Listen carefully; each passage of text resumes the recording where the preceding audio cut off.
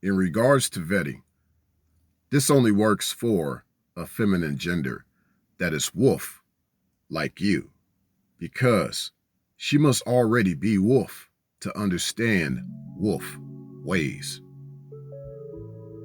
She must be born wolf, enigmatic. Now, this sets the groundwork for bettering her, for she will understand how you are just trying to better her. There's no barking, there's no yelling, there's none of that dog talk, if you will. Because when you're really about who you are, you don't need to bark orders. Fellas, when you get to the point of where you have to bark and or yell at her, she's not the wolf woman as she claims to be. And you just keep her away from you. Wolf language and dog language are two different things altogether.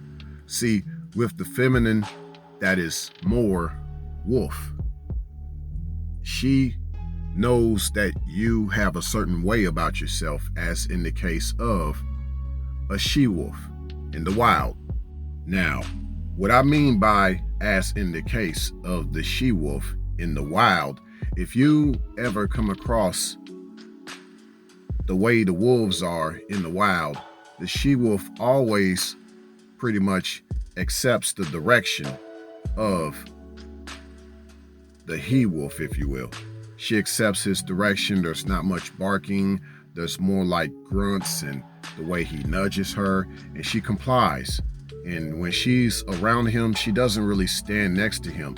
She kind of positions herself under him, under his muzzle, if you will. In many ways, she probably knows about submission in her own wolf way than a lot of the feminine do in human ways, if you will. But yeah, this idea of there being order, there's still order amongst wolf culture, but it's not like a barking order. It's not like a pecking order. With wolves, it's more of a directing order, directing orders. No need to dominate when you can just direct.